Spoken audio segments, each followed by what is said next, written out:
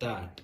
Good morning everyone. In today's session, let us discuss about the topic probability.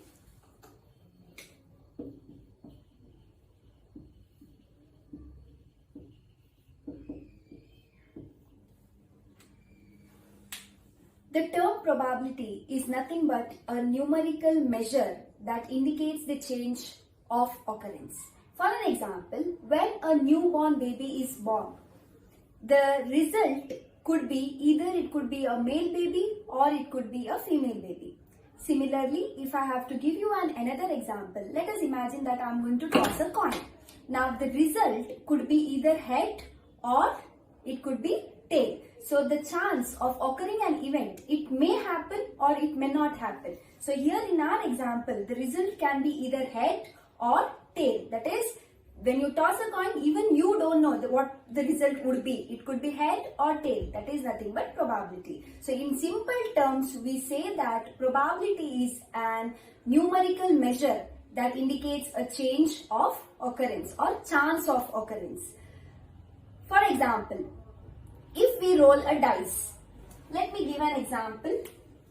When you throw a dice, imagine you are going to throw a dice once. Now the result could be either it could be 1 or it could be 2 or 3, 4, 5 or it could be 6. Isn't it? Imagine you are going to throw a dice once. When you throw a dice, either your answer or your result could be any one of these options. Either it could be 1, 2, 3 up to 6. So here any number can fall. It may happen or it may not happen. So this is called as probability. So under this probability chapter, you will have to work out the problems under coins, balls, dice, tickets and cards. In order to solve all these problems relating to coins, balls, dice, tickets or cards, you should know the concepts of probability. Otherwise, to solve the problem, it would be very difficult. If you know the concept, all these problems will be very easy for you to understand and work out the problem. So now let us see the concepts used under probability or the terminologies used under probability.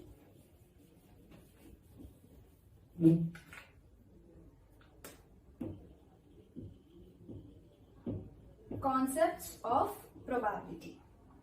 So now the example I have taken is when you roll a dice. The same example I will be taking 1, 2. That is when you roll a dice or when you throw a dice, the result could be either 1, 2, 3, 4,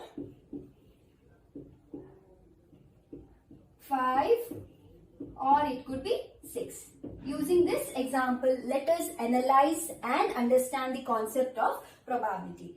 We should know what is sample space.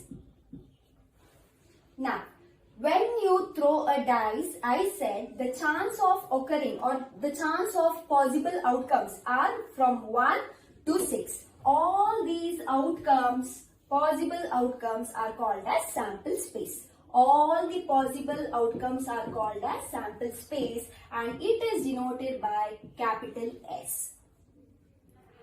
The next concept is sample point.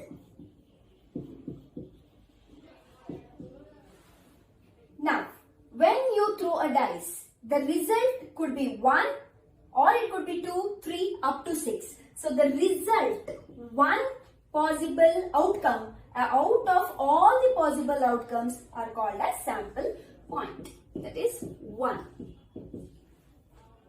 Hope I am clear over here. That is, sample point is nothing but when you roll a dice, either you might get an chance of getting the result as 3 or 4 or 1 or 2. Your result, that is called as sample point. And finally, the third concept, very important concept, is event. Now, if I ask you, find the probability of throwing a dice once less than 3. I have a condition over here. I have mentioned that find the probability of throwing or rolling a dice less than 3. That means here less than 3. We have only 2 outcomes.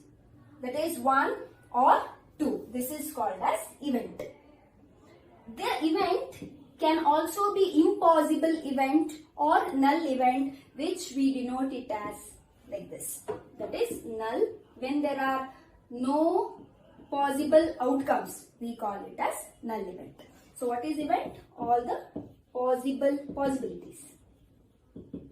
So with these 3 concepts, it becomes easy for us to solve the problems under coins, cards, balls, tickets and dice. So further, in this chapter, you should know 2 more things.